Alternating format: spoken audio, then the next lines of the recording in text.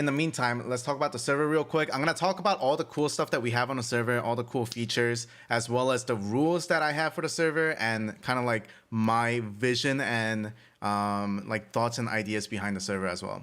Right now, we have like 120 people-ish for Rust in the server. I'm probably going to end up adding about like 100 more before tonight.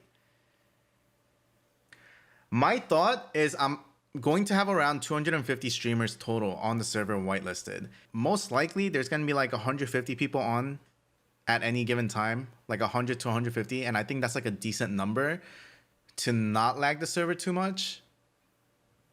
Real quick, let's go over the rules of the server, okay? This is good because I want viewers to understand the rules as well, because a lot of streamers are not going to read this shit. And that's usually what happens.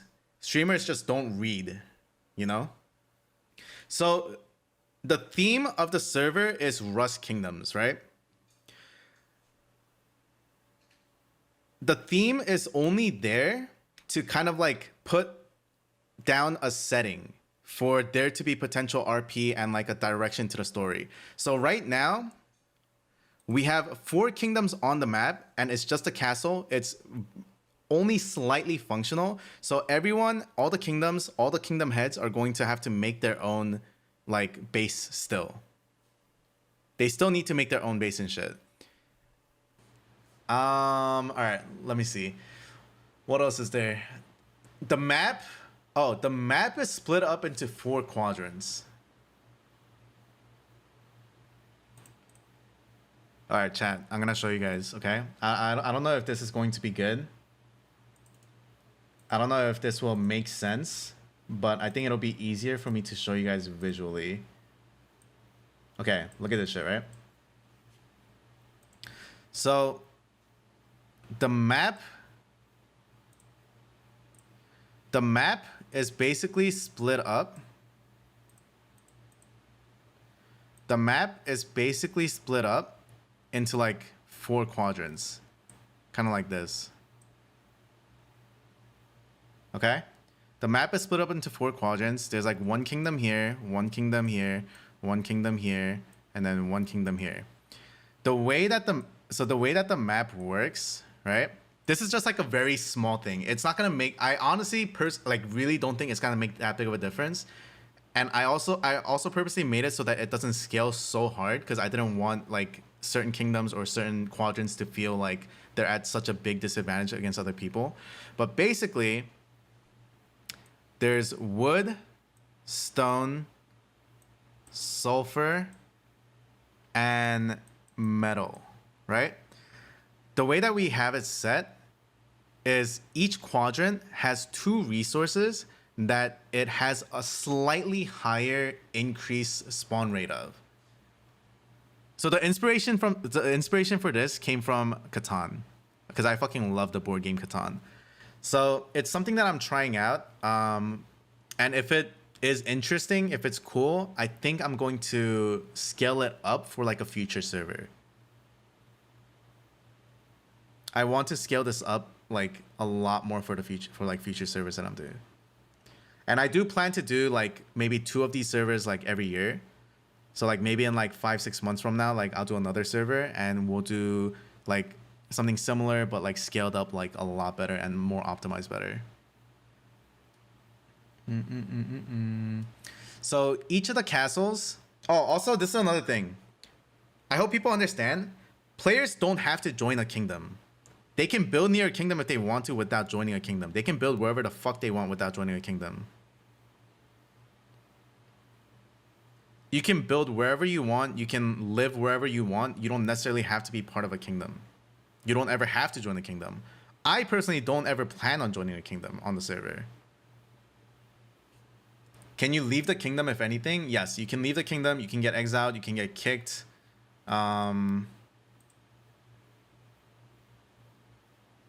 There are definitely advantages of joining a kingdom, which is going to be like kind of like being affiliated with like an org team, people who will protect you. Because I can definitely see a world where if you're not part of a kingdom and if you're just like a mercenary or just like live like by yourself, I can definitely see people just wanting to kill you for free loot.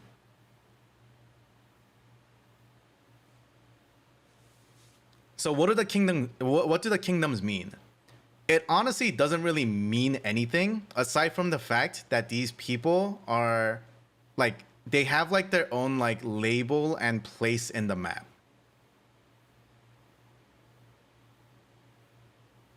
What I'm hoping is each of these kingdoms will be eventually recruiting other players on the server into their kingdom to build near their kingdom to build like their own like civilization and like area, and also like have conflict with each other with other kingdoms and end up like fighting each other, competing for loot, competing for like events and like little things like that. There's so many little like details and a lot of things that were added to the server that will potentially make for good content. But at the end of the day, it just depends on whether or not the streamers on the server utilize it and make good content with it.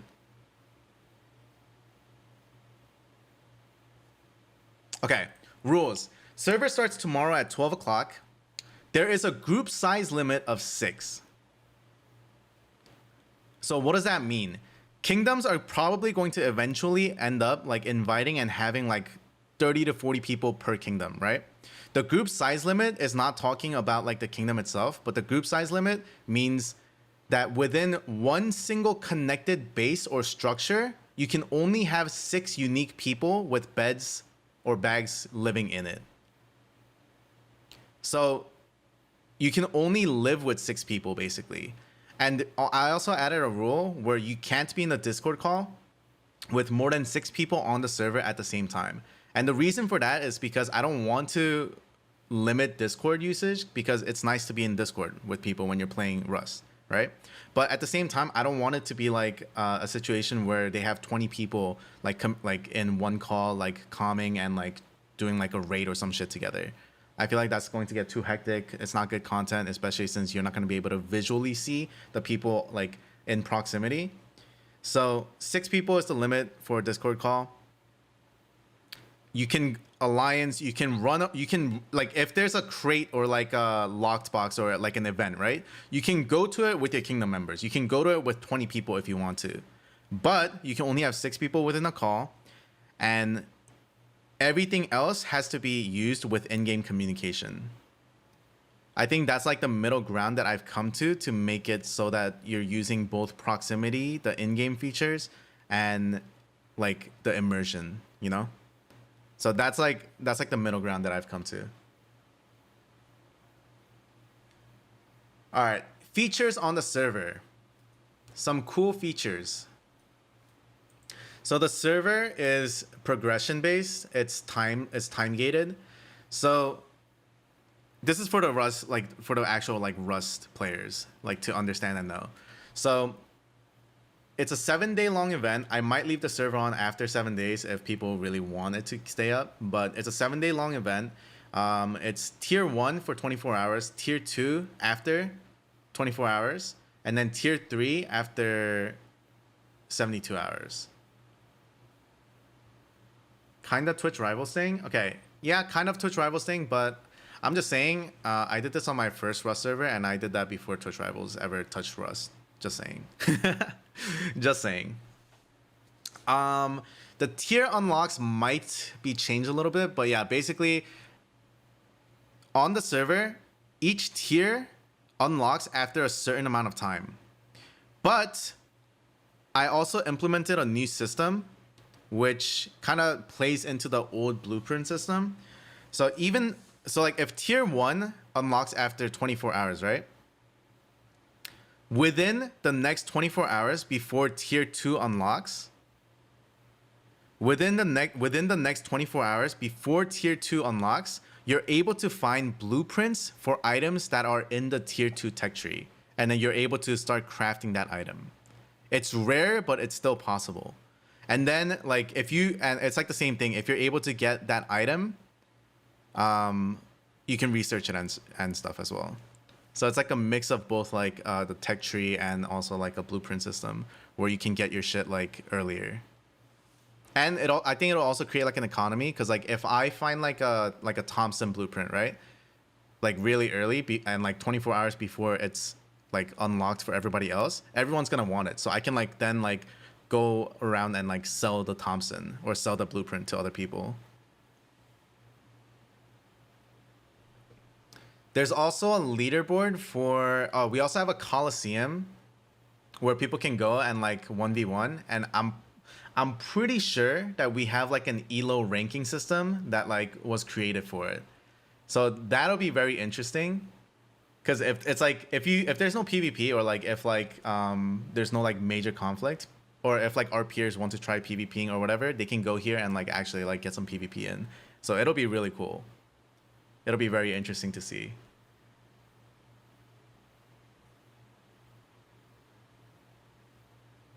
There's also a leaderboard at the casino, I believe, that'll show like how much people have won, how much they're up, and like that kind of shit, or how much they're down.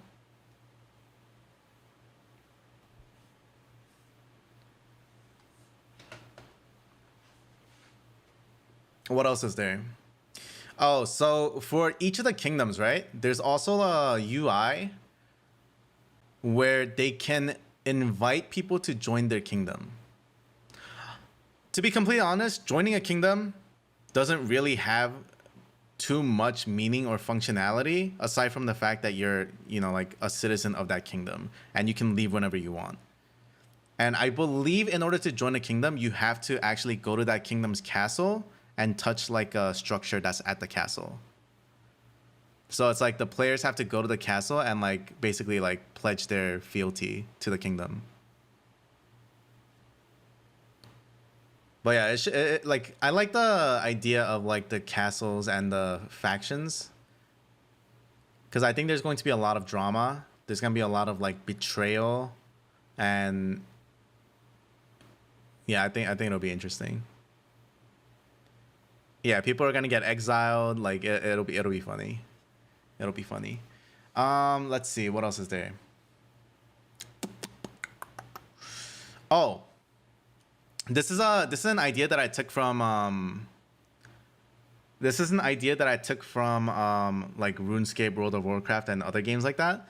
But there's a karma system in the server, and the reason why I made this is to protect the hardcore RPers who just don't want to engage in PvP at all. There's a karma system where players who have not killed anyone within the last 2 hours take 50% less damage.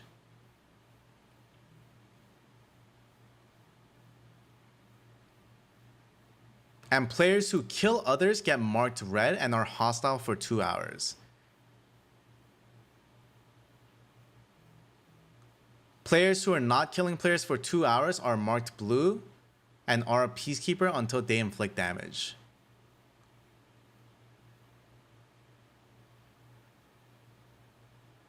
So this should be kind of interesting. It's just like, it's honestly just a way to help like the RPers a little bit. And like the newer players and the very peaceful players.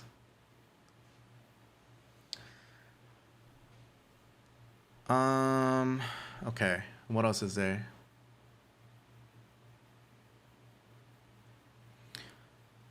Oh, damage reduction. Okay, this is actually very important. This is actually super important that everyone needs to understand. And I want people to understand my logic and reasoning for this, okay? So, for most players, especially newer players in Rust, the barrier of entry is pretty fucking high, right? So when you play, you when a new player tries Rust, a lot of the times it feels like they don't have a chance against any experienced Rust players because you're instantly dead. Like if you see someone and they have a gun, you're probably instantly dead. So for our server specifically, I reduced the damage of every ranged weapon and gun by 50% to increase the time to kill on the server. And the reason why I did that is because I think it's better for content if you're not dying instantly and you have an opportunity to talk, interact, talk shit, or like just have like more longer and drawn out fights. I think it's better content and more fun that way. The tools are there for me in case I feel like I need to, but I am hoping that the 50% damage reduction from weapons will actually make it so that like the newer players or like the non-Rust Giga Chats actually have a chance. Yeah, and the main thing with the increased time to kill is that you have more opportunity to either take cover or drop walls and shit, which gives you a better chance of like having like a decent fair fight rather than getting shot in the back of the head and instantly dying. I think that's the main thing. Getting shot without knowing what the fuck happened to you is like one of the worst feelings in Rust, because you have to gear up. You probably have like, you know, like everything set up in your hotbar, your gun, your meds, your fucking walls, like your food and shit, and then dying instantly without even being able to fight back or have like a fucking chance at all to fight back is probably one of the worst feelings in Rust. To preface all of this, guys, there are things I know for a fact, I already know there are things that are going to be scuffed. Okay? There are things that can be improved upon, but we just don't have the time to do that yet. For the next server, it'll be a lot better. I already see like 100 things that can be improved upon, that can be added, that'll make it like a better experience and shit. But just know that there's going to be a lot of little scuffed elements here and there. And that's just like the nature of it, because we haven't done this in a really long time. And it's also like a very brand new concept of us trying to combine RP, PvP, include Rust content creators, non-Rust content creators, and add all of these random little elements that might like set up for good content. So the whole point of Rust Kingdoms, the whole point of there being 4 kingdoms is to set up like a stage for the RP. There's no like actual direction or anything, but or like there's no like script, you know what I mean? It's everything is live streamed, everything is with streamers, so it's very hard to script content for this. Good luck, Gabe. Sounds like it'll be a great event. Yeah, I think it'll be fun. I do think it's going to be there's going to be a lot of scuffed elements to it. The thing about like a server like this, especially when it's like just purely unscripted live streamed, is I can't predict exactly how the server is going to go, because a lot of the interactions, a lot of the RP, a lot of the like server direction is going to very heavily depend on the people on the server, on the streamers on the server. So I do think it's going to be fun, but I can't like guarantee that everything is going to go like according to plan or according to my vision. That's the cool part. Yeah, I mean that is the cool part. That's why like that's why I do stuff like this, is because you can, you know, like it's always different, you know? You're going to see like people who you've never expected to see interact and play with other people. And yeah, you never know like what's going to come out. You never know what's going to happen. You never know who's going to get canceled. You never know if someone's going to meet the love of their life. Hey, you guys are laughing, but fucking Garrett and Autumn are fucking getting married. They're having a fucking kid together. They met on my Rust server 3 years ago, dude. And they're so fucking cute. That's what I'm saying. You never know. It's been 3 years. It's been over 3 years. Yep. It has been over 3 years.